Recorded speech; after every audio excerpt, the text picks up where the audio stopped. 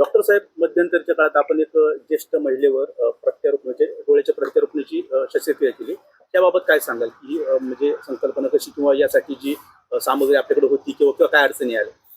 आपल्याकडे गेले 15 वर्षापासून आपण एक माधव नेत्रपेढी नावाची एक नेत्रपेढी सुरू केली आहे, ज्याच्यामध्ये जसं रक्तपेढी असते आणि त्या रक्तपेढीमध्ये आपण रक्त संकलन करतो आणि ज्यांना रक्ताची गरज आहे त्यांना ते रक्त दिलं जातं.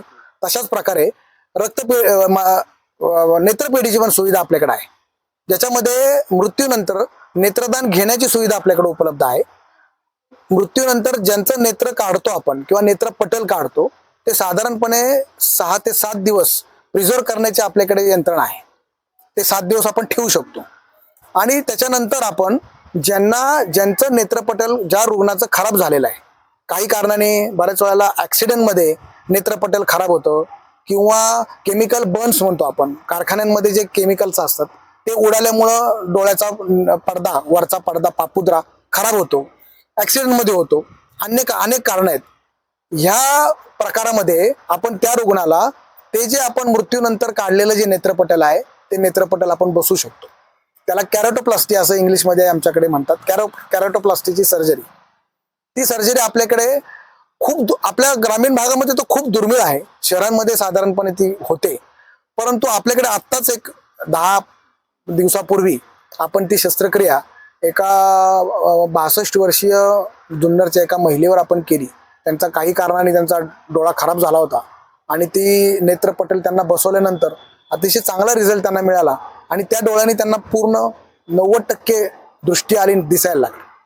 ते आपल्याकडचे खूप जे अतिगंभीर स्वरूपाच्या ज्या शस्त्रक्रिया आहेत त्यातली ही एक शस्त्रक्रिया आणि आपल्याकडे कॉमनली त्या होतात. परंतु आता अडचणी त्याच्यात खूप आहेत. मृत्यूनंतर नेत्रदान आपल्याकडे होत नाही. अजून ती जी चळवळ आहे ती चळवळ लोकांमध्ये रुजलेली नाहीये. मृत्यूनंतर आपण काय करतो, आपण जाळून टाकतो, बॉडी तर जाळतो आपण. त्यापेक्षा त्यांचं जर नेत्रपटल आपण काढलं तर अनेक रुग्णांना त्याचा फायदा होऊ शकतो. अनेक रुग्ण, तो एक प्रॉब्लेम आहे. दुसरी गोष्ट, लोकांमध्ये अवेअरनेस नाही, हे माहितीच नाही लोकांना असं काही होऊ शकतं. त्यामुळं या गोष्टी पण आपल्याकडे ते सुविधा सगळी उपलब्ध झालेली आहे. आपण आता आणि त्याच्यासाठी जे तज्ज्ञ डॉक्टर्स आहेत, हे तज्ज्ञ डॉक्टर्स तर पुण्याहून येतात आपल्याकडे. फुल टाइम ते डॉक्टर्स ते नाही आहेत, परंतु ते सुद्धा चांगल्या प्रकारे आपल्याकडे ती सुविधा देतात त्या डॉक्टर्स. नेत्रदान करण्यासाठी जे क्रायटेरिया काय असतात? नेत्रदान मृत्यूनंतर 4 तासाच्या आतमध्ये काढायला लागतं, पहिली गोष्ट. दुसरी गोष्ट, त्यांना काही आजार असे आहेत की ज्या आजारांमध्ये आपण ते घेत नाही.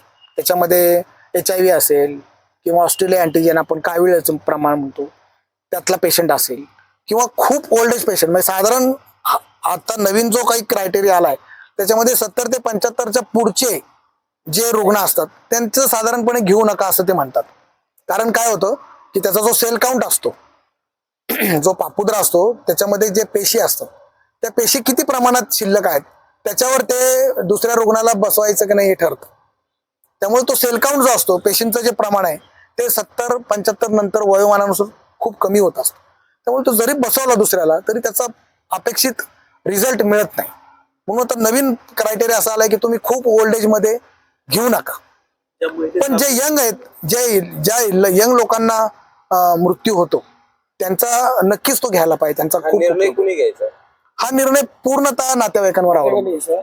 गेल्यानंतर लगेच फॉर्म वगैरे समजा आधी फॉर्म भरणं ही एक प्रक्रिया आहे, ती एक चळवळ आहे. अवेअरनेस साठी खूप हॉस्पिटल्स, आम्ही पण ते करतो की काही ठिकाणी आम्ही शिबिर घेतो, शिबिरात आम्ही आय डोनेशनचे फॉर्म्स भरून घेतो. ही एक चळवळ आहे, पण त्याला टेक्निकल फक्त हे आहे. त्याला काही म्हणजे एखाद्याचा मृत्यू झालाय आणि त्यांनी फॉर्म भरलेला नसेल याचा अर्थ तुम्ही ते घेऊ शकत नाही असं नाही. नातेवाईकांनी जेव्हा कन्सेंट दिली की बाबा आमच्या घरातल्या अमुक मृत्यू झालेला आहे आणि त्याचं नेत्रदान तुम्ही घ्या, तर आपण ते घेऊन करू शकतो. ज्या महिलेचं आता ऑपरेशन झालं त्यासाठी नेत्रपटल कसं उपलब्ध झालं? पुण्याच्या एका आय बँकेमध्ये ते नेत्रपटल उपलब्ध झालं होतं. 37 वर्षाचा एक मुलगा होता, त्याचा बाईक ऍक्सिडेंट झाला होता आणि त्याचा मृत्यू झाला होता त्याच्यामध्ये. आणि ते नेत्रपटल पुण्यातल्या नेत्रपेढीने काढून ठेवलं होतं. ते पटल आपल्याला लकीली मिळालं. ह्या पेशंटची आपल्याकडे नोंद झाली होती की यांना नेत्रपटल बसवायची गरज आहे आणि आपल्याला लकीली ते आपल्याला मिळालं आणि आपण ते इथं आपण इथं आपल्या हॉस्पिटलमध्ये ऑपरेशन त्यासाठी साधारण किती खर्च आहे? त्या आत्ता साधारणपणे मला वाटतं 40 ते 45 हजार रुपये त्यांचा खर्च झाला त्या रुग्णाला. कारण ते त्याच्यासाठी लागणारे एक्सपर्ट डॉक्टर्स, त्याच्यासाठी लागणारे ते नेत्रपटल. आता काय आहे, नेत्रपटल सुद्धा आपल्याला फुकट नाही मिळत. जरी तुम्ही असं म्हणाल उद्या की त्या रुग्णाकडनं तुम्ही फुकट घेतलं, मग तुम्ही पैसे कसे घ्यायच्यात? तसं नाही आहे ते. ही जी सगळी मधली प्रोसेस आहे ना, त्याचा प्रत्येक गोष्टीला खर्च आहे. नेत्रपेढी आहे, नेत्रपेढी मेंटेन करायची, 8 दिवस त्याच्यावर काही प्रक्रिया करायची, त्याच्यासाठी लागणारा खर्च हा होतो. ते नेत्रपटाला आपल्याला पैसे देऊन आणायला लागतात. मग आपल्याकडच्या हॉस्पिटलच्या सुविधा, आपल्याकडच्या ऑपरेशन थिएटर मधल्या काही गोष्टी, ऑपरेशन करणाऱ्या डॉक्टरांची सुविधा, त्याच्यावर भूल देणाऱ्या डॉक्टरांची सुविधा, त्याच्यात लागणारे औषधं, सगळ्या गोष्टीचा विचार करायला लागतो.